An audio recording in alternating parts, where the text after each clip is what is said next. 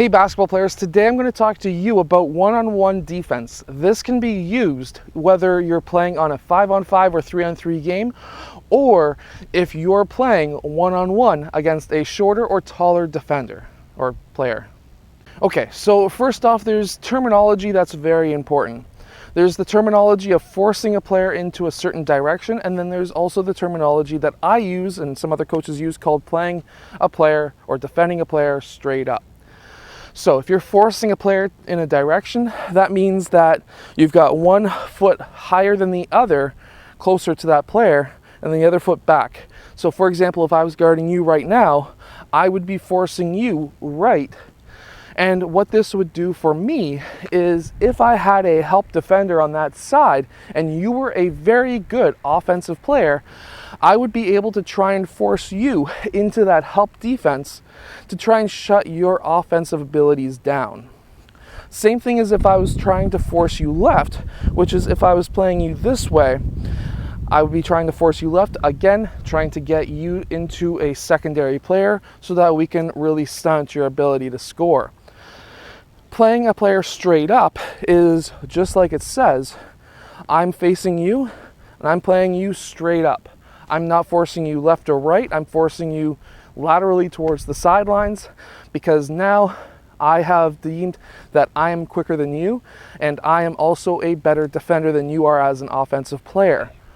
And by doing this, you can even really stunt a player who's even better than you on offense because they're so used to attacking a certain foot. And OG Anunoby does this really well, and I just recently broke down how he plays defense. But he does this super well, where he will play a player straight up, and he will force that player to the sidelines, or force that player to pass. Now this is a great strategy to use, but you need to be super quick to be able to do that. Now, if you're playing in a 5-on-5 or a 3-on-3 game, forcing a player to a certain direction is meant to try and either force them towards their weak side. So let's say I'm the ball handler and I am a right-handed player, so I always want to try and drive towards the right side of the court so I can get a right-handed layup, or I can take a shot from the right side because maybe I really like being able to pull up on that right side. And if that's the case, if I was the defender and I knew this, then I would be able to force him into a direction that he doesn't like. So for example, if I was defending a player who only liked to go right-handed, then I would be looking at trying to force him left because now maybe he doesn't train his left side and maybe he can't dribble all that well with his left hand. And if that's the case, then now we can really start destroying him on the defensive side.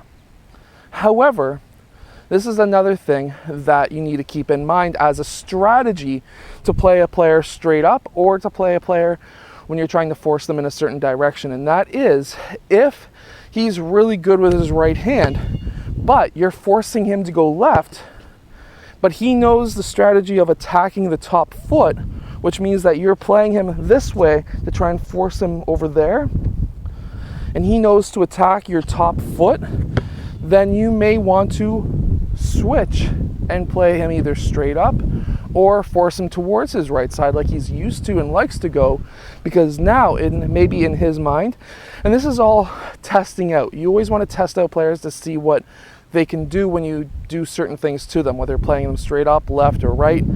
And if you try to force him right, there's always that strategy of let's see what he'll do, because if he knows to attack your top foot and you attack his top, or he attacks your top foot because he's weak on his left hand, that might be a strategy of picking that ball off. And this is something else that we see a lot of OG Anunoby, Paul George, Kawhi Leonard, all of them. They'll test out. How many times have we seen them force a player towards their dominant side, and then that player turns around, attacks their top foot, and because even though it's an NBA player, he's weaker on that side of what they're not forcing him to go on, they're able to reach in and poke off that ball.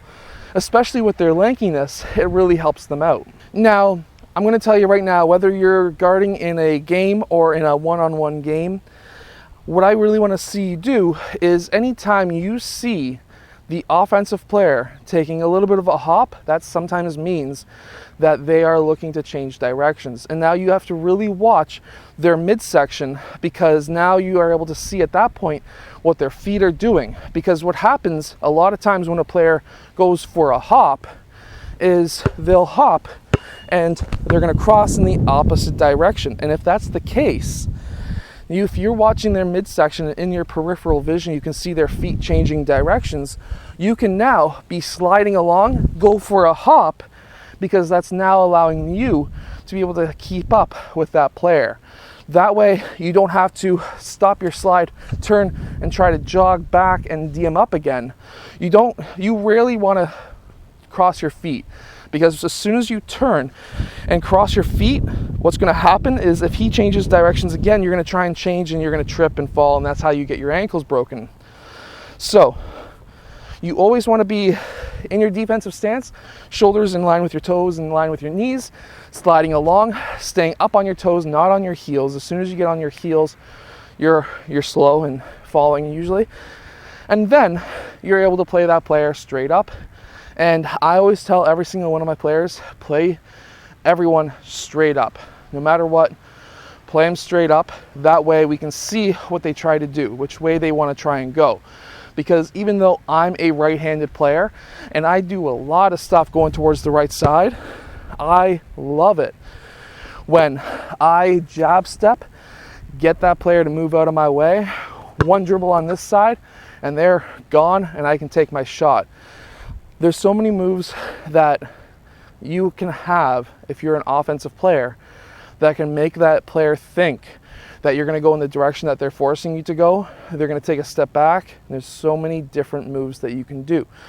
So as a defensive player, straight up until you see what their tendencies are, and then at that point, you can start forcing them towards a help defender.